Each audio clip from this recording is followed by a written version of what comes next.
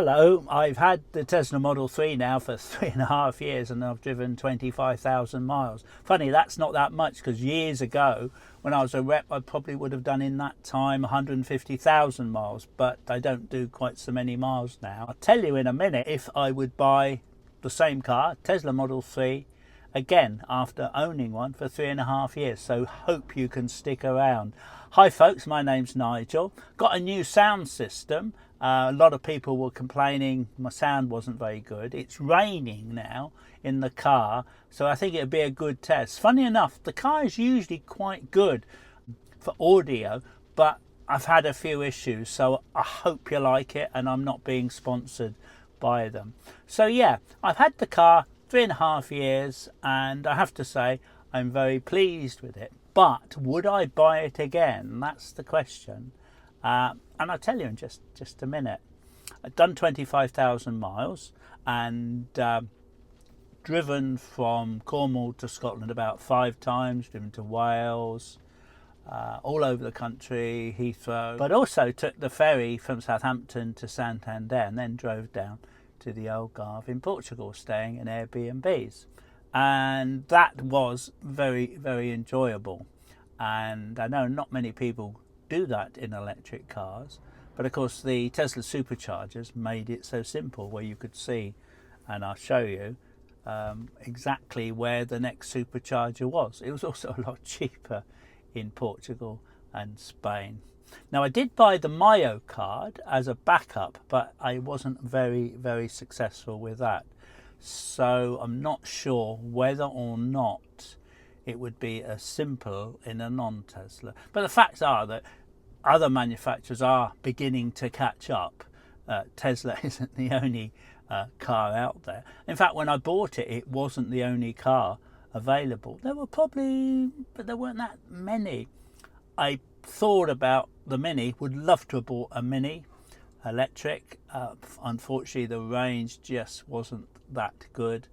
It's built in Oxford, and it's very sad to see that BMW are knocking it on the head. The Mini will be no more. If I lived in a city and I wasn't going on road trips, that could well have been the car. I must admit, I also looked at the time at the Jaguar I-Pace, and considering they haven't spent any development on it, and I'm really glad I didn't buy that. The depreciation's pretty bad. Now some people will say the depreciation's pretty bad on the Tesla, but I have spent a lifetime not buying new cars. This is my only ever new car I've bought, and I've saved a lot of money buying cars 3, 4, 5, 6, 7 and more years old. And of course I had company cars for quite a long time, and they were replaced every couple of years, and I did a lot of miles doing that. And as a driver, I've been driving since the 70s. I was a driver in the RAF, driving all kinds of equipment, from minivans to Wolseley's to the heavy loading equipment for the aircraft. It's interesting that often people think that I'm an EV driver and they can't get past that thought. Although for most of my life I've been a car driver, a diesel for probably the majority, as well as petrol. But now I'm an EV driver, and that's what defines me. Same applied when I cycled. I remember people saying, oh, you don't pay road tax, you're a cyclist. These are the people that can't have two thoughts in the head at the same time. He rides a bike, he drives a car, and his wife also drives another car, and his son drives a car, and his other son drives a car. But you're on a bike.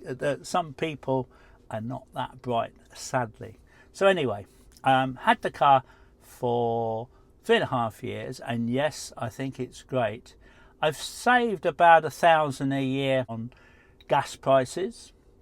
Not a fortune, but then again, if I was doing a lot more miles, I would have saved considerably more.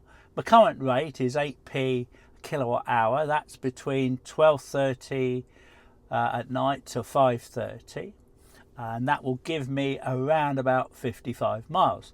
Now that's a granny charger. It's just a 3-pin plug that plugs in, and that's fine for me because that 50 miles is more than enough for what I do. Obviously on a long trip I use then the superchargers. If I was a rep doing 200 miles a day, I could still charge in, let's say if I got in at 6, if I was lucky, and left at 8, I could put in about 140 miles. That might be enough. But if I needed more, but of course you then would be paying a slightly higher rate from 6 in the evening to 12:30, be paying about 27p, which is still less than half the price of going to the gas station. Done the numbers many times. But then I'd get a home charger, and okay, you've got an outlay of £8,000–9,000. Then you could put much more miles in from 12:30 to 5:30, and it wouldn't be long before it paid its way. And you can run the numbers. It's not the hardest thing in the world to decide, depending on how many miles you do. But of course, the big thing with an electric vehicle, and I've had many comments from people who've had them, I would say 90 to 95% of EV drivers are positive. Not just Tesla, but all kinds of brands. And it's very few that are not positive. The negative comments, 95%, come from people who don't want one, never going to have one, think they burst into flames, and the depreciation is astronomical, although it's no worse than any other car. It's so much less likely to burst into flames than a petrol, and definitely less likely to burst into flames than a hybrid. Whenever there's a negative story about the electric vehicle, it's all over the press, and it's something that the press like to write about.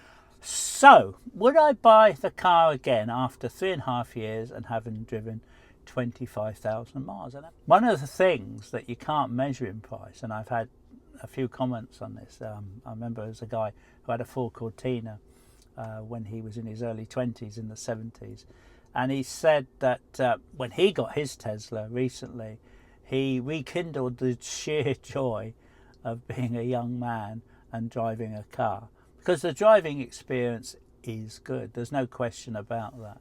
And you don't go racing about, we're not idiots anymore, but occasionally when merging and you need that extra little bit of speed, you can just get to 60 miles an hour, 70 miles an hour within a few seconds, and that's a delight.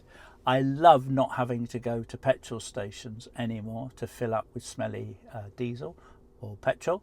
I've been saying for years when I've been buying things, and no petrol, and that's great. Tesla superchargers work out at just over half the price of petrol or diesel. Charging at home in the early hours in the morning is around 1/8 the price of petrol and diesel.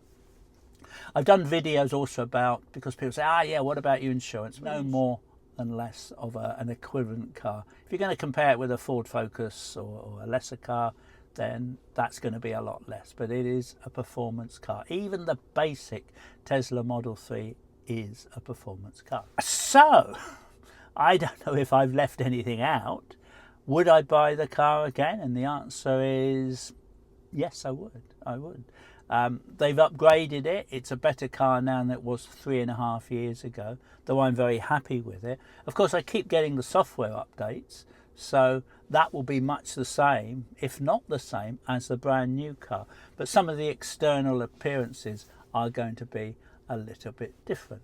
And if you're thinking of buying a new Tesla, then there is a link down below. You'll get money off, whether it's in pounds or whether it's in dollars or in any country. And if you do, please let me know. And you might also like to buy Jen and me a coffee. And also, of course, if you don't have the finance to go new, I think second hand you can get Tesla from around about £12,000. And there's still a few of the older Model S's that have got free supercharging, and there'll come a time there won't be any left. Thank you very much for joining me today. I hope you find the sound quality better than it was. Mind how you go. I haven't said this for a long time. Don't forget to take your reusable coffee mug wherever you go. Drive safely. I will see you next time. Thanks for joining me today. Bye for now.